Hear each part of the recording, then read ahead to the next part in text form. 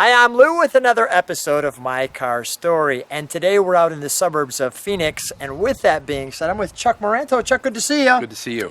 And we're out at his place, and Chuck he's a Fiat Abarth. Abarth aficionado, and with that being said, what do we have here today? Well, we have, today what we're looking at is a 1000 OTR Abarth, one of 3 in this country and one of 11 left in the world. And this is is the finest one in the world. The finest one in the world.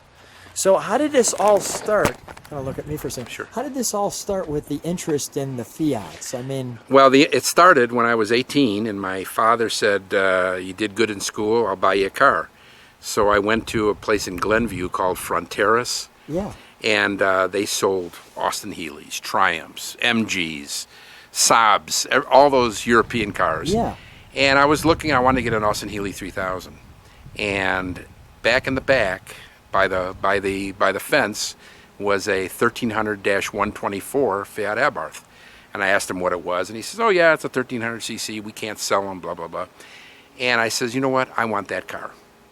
And I had that car for 6 years in the snows of Chicago. Oh, that ended that car. And that car, it got hit like 10 times, and it was a disaster. I traded it in later on for a Porsche. But that started me. And then I developed my business, I got married, I had children, all that stuff. Yeah. And when I retired, or got close to retirement, I thought, well, now's the time to buy some cars. Went to Italy, went to Europe, went to Paris, Germany, you name it, and we started buying a few Abarths, and I decided I just wanted that particular mark.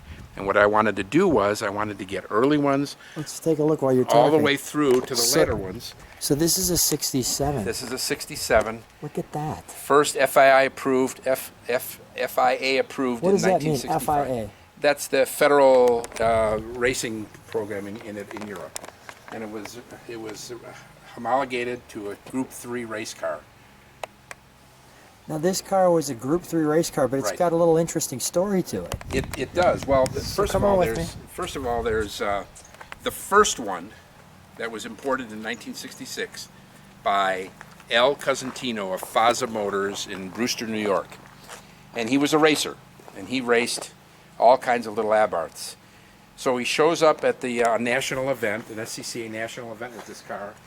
And they were all perplexed by it. They didn't understand what it was, because it has a Hemi head engine. It's got a Hemi engine and all that. And they said, "Well, we're gonna let you race, but we're gonna put you in Group 4 instead of Group 3." Well, Group 4 in those days was Trans Am, and he was racing against Camaros and Mustangs and AMCs and all that.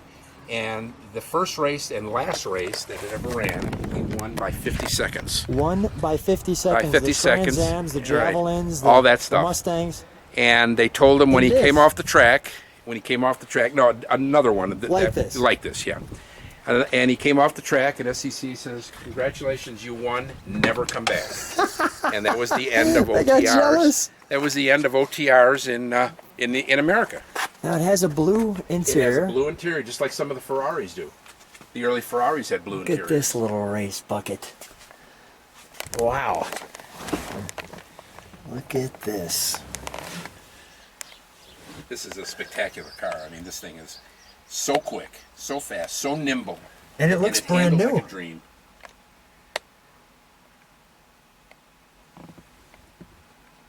It's like a brand new 1967 car. Right. It was restored by a gentleman in Australia. Real wood on the dash. As you can see, he replaced the speedometer with a miles per hour because he was in Australia. Mm-hmm. And he originally had a kilometer. Before we open the back, let me just show the back. So, I'll try to block the sun a little bit there. I might actually have you, when we're done, I might have you drive around the driveway so I could show the back of the car a little clearer. OTR. Yeah. Now, what does that stand for again? Well, OT is Omolgata Turismo, which means, touring race car. R is race. Okay, R is the race version. Right. The race version. It's a radial head, hemispherical combustion chambers, twin DCOE 40s, wild camshaft. Let's do this. Yeah. It's amazing, but let's turn it around in the driveway and let's put this towards the sun. So Okay. people can see the back end of this car, and then we'll show them the engine compartment.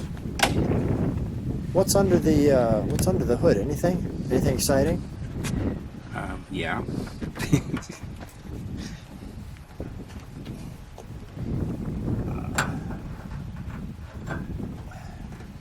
I'll see if I can help you. I gotta pop it first. Yeah. There we go. Oh yeah. Okay. There's the front radiator and the spare tire, the tool kit and the whole thing, and that's all that goes in here. I have a battery charger that I leave on all the time. Sure. All right.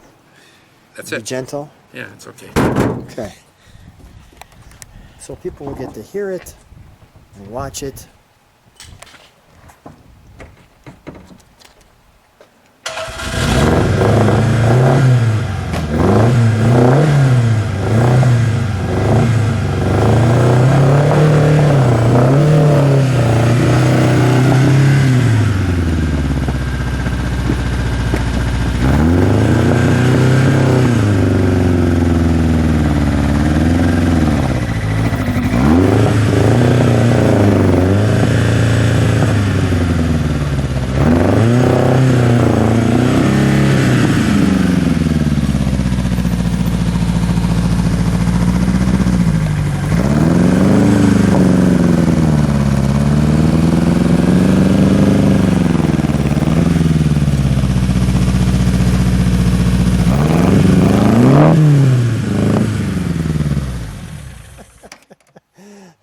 What a peppy little son of a gun.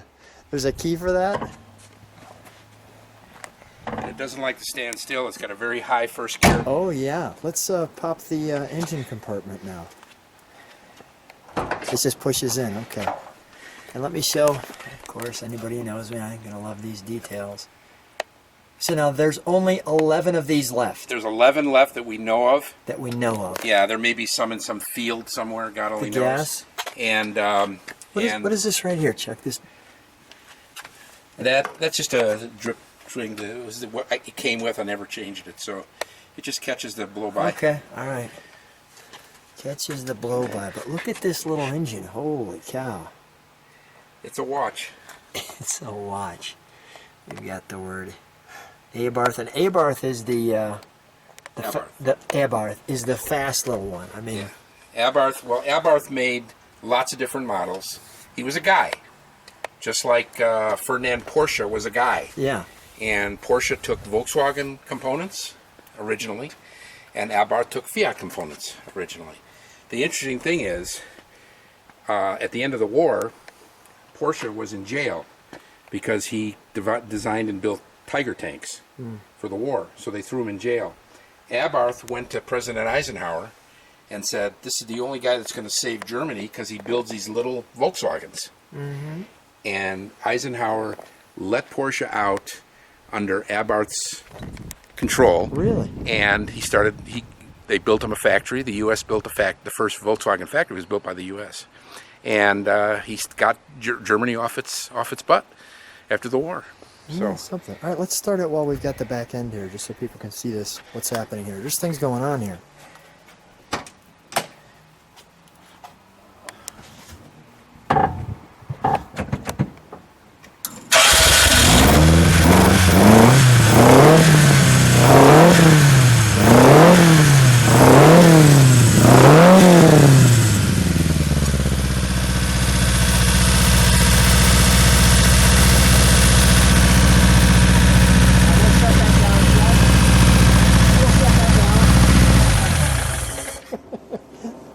make enough noise. It's making enough noise.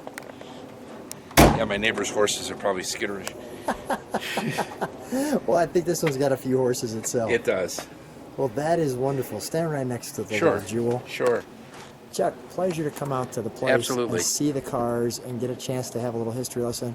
And thank you so much for being on My Car Story. Absolutely. I'm very happy that you're here. I got one more question for Yes, you sir. before I let it go. So when you're driving this car, and I know you drive them, what's the reaction of people when they see this? They get too close. Is that right? Yeah, they drive and they get real close, and they make me really nervous. Hey, So you have to drive it faster or slower? I just get out of their way. I either punch it or whatever. I try to find you know, the Sonoran Desert Road or something. There's nobody on. You know. Got it. All right. Chuck, a pleasure. Thanks for being on My Car Story. Thank you very much.